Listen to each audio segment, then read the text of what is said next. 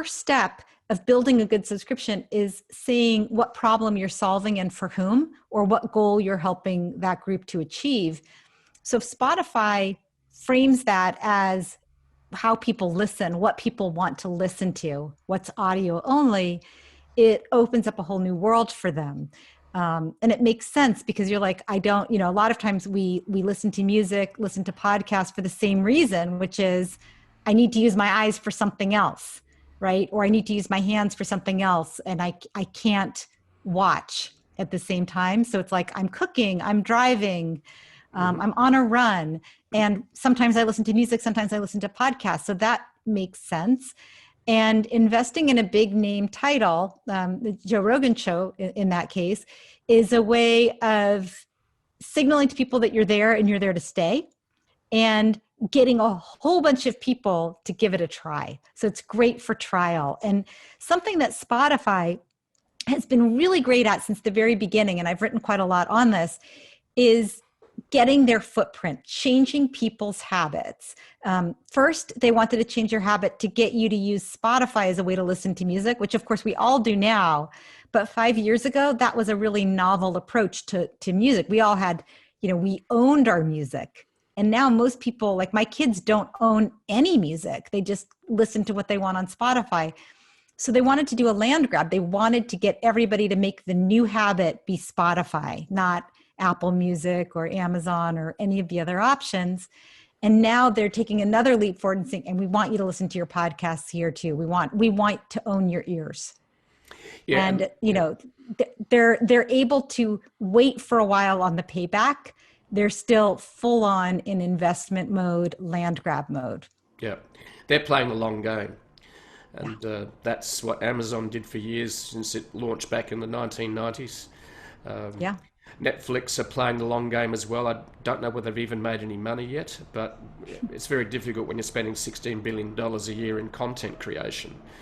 And but the interesting thing is that I'm intrigued by with Spotify is that they're seeing an opportunity in the podcasting space. And podcasting is a very interesting area, not just because I'm doing it, but just watching it from a content creation point of view, and also owning the content and making a difference. Because a podcast can be turned into 3 pieces of different media, okay, not just snippets that you can break up. So a podcast, and this is an example here, we're doing this in audio, we're doing it video, and then I'm going to use rev.com to turn it into text. I'll have 3 pieces of major content. Then I can carve that up any way I like into snippets on video on the YouTube channel. And we're experimenting with that. But the other thing that it's a long game. It really is. And I'm intrigued by Netflix investment. And they obviously see this land grab, territory grab globally, because that's how they roll, is to basically say, well, let's dive into the whole podcasting area. Because the interesting data on podcasts is there's only 1 million podcasts globally, whereas there are 1 billion blogs. Wow. So which one do you think is less competitive? So I'm intrigued by that on that basis, as well as the ability to take one event, such as we're doing right here, right now, and turn it into 3 different media. And then I can then turn it into maybe 12 or 20 different pieces of content from that. But the other thing that interests me too is content creation, because I live in the content space and I'm essentially a niche publisher. So what is your observation of niche publishers and the Forever transaction, and also and you used the term to the Forever Promise, but let's go back to the question I should be asking before I just go down rabbit hole after rabbit hole.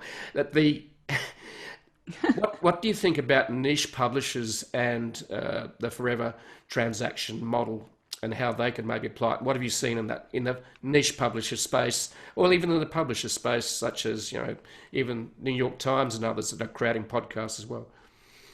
Yeah, well, I think it's a great space to be in. Focusing on a particular niche really means I know my customer really well, and I'm only going to create content that they're going to value. And then the next step when you make it into a subscription is to say that they value enough to pay for.